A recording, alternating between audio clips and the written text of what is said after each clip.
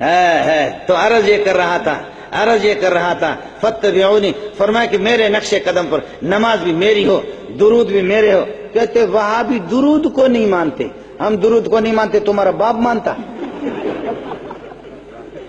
ارے مولوی صاحب کیا نام ہے؟ یہ ہمارا شاگرد ہے، کیا نا؟ ثناء اللہ، مولوی ثناء اللہ کھڑا ہو جائے۔ مولوی ثناء اللہ کہتے ہیں کہ میں آپ کا باپ ہوں، اور میں کہتا ہوں کہ بابا تو میرا باپ نہیں ہے۔ کل اخباروں میں دیکھیں کہ مولوی منظور کا کوئی باپ ہی نہیں، وہ اپنے باپ کو نہیں مانتا۔ بولو بیٹھ جاؤ، کل اخباروں میں دے سارے کے سارے پنڈی والے یہ کہیں مولوی منظور اپنے باپ کو نہیں مانتا، مولوی منظور کا کوئی باپ ہی نہیں ہے۔ میرا باپ ہے لیکن یہ نہیں ہے، میرا باپ ہے لیکن یہ نہیں ہے۔ کہتے درود کو نہیں مانتے، خدا کی قسم درود کو جو نہیں مانتا پکا کافر ہے، بے ایمان ہے۔ درود کو مانتے ہیں لیکن بے غیرت، تیری درود کی ترکیب بھی غلط ہے، عربی بھی غلط ہے۔ تو کم از کم ہم سے مشورہ تو کر لے، تجھے جھوٹ بولنے کا طریقہ، قسم خدا کی عربی بھی ان کو نہیں آتی، حلوہ کھانے سے فراغت ہی نہیں ہے۔ درود کو کون نہیں مانتا؟ درود کو تو مانتے ہیں لیکن آپ کے جو بورڈوں پر لکھا عربی بھی غلط ہے۔ بدبخت کسی وہابی کو کرایہ پر لے لے، وہ عربی کو تو درست کرے گا نا کم از کم۔ تمہارے مولویوں کو خدا نے ایسے جاہل بنائے، بے غیرتوں کو آتا ہی نہیں ہے کچھ۔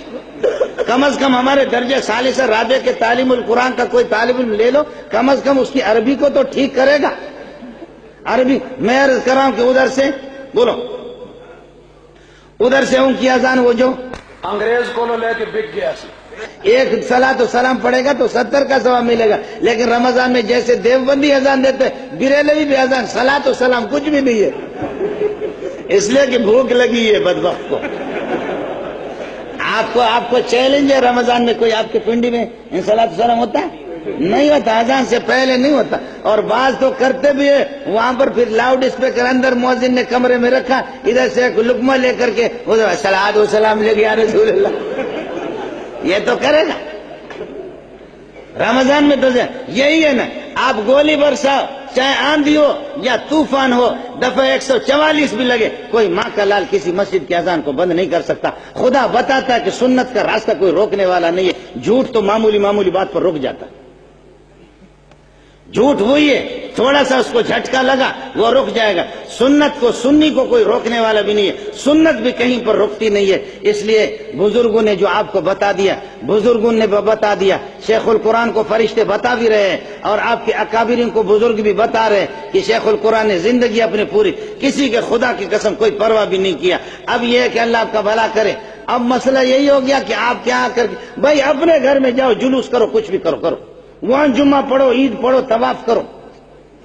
ابھی تو انہوں نے شروع کیا، اللہ آپ کا بھلا کرے۔ کیا ہے ابھی تو یہاں پہ وہ ہمارے کراچی میں وہ کھارا در میں اور دیگر علاقوں کے اندر وہ گنبد بناتے، کعبۃ اللہ جیسے، اس کے طواف کرتے، کہتے رسول پاک صلی اللہ علیہ وسلم آیا ہوا ہے، ان دنوں میں آیا ہوا، تو حاضر ناظر کہاں ہے؟ جو ادھر ہوتا ہے ادھر نہیں ہوتا، وہ حاضر ناظر نہیں ہوتا۔ سمجھ میں نہیں آیا۔ اور ہمارے حضرت تو شیخ الاسلام ناچو خان، آپ نے دیکھا نا، وہ رقص بھی کرتا ہے نا، ترکی میں جاتا تو وہ رقص بھی کرتا۔ حضرت علامہ شیخ الاسلام، میں نے اس کا نام رکھا ناچو خان، سمجھے؟ دیکھا ناچتا بھی ہے۔ تو شیخ الاسلام ہے، خدا کی قسم آپ کو کہہ کر کے کہہ رہا ہوں، آپ کے بریلوی بھی دیکھ لیں، دیوبندی بھی دیکھ لیں، اہل حدیث بھی دیکھ لیں، الو کا پٹا تو ایک صفحہ قرآن کی ترکیب کر کے دکھا دے، مجھ سے پوچھ لے، اگر نہیں بتایا گولی مار دیں، ورنہ تیرا منہ کالا کریں گے۔ تو شیخ الاسلام بنا؟ ایسا شیخ الاسلام بننا آسان ہے؟ شیخ الاسلام ایسے شیخ الاسلام، میں آج لوگوں کو بتا رہا تھا،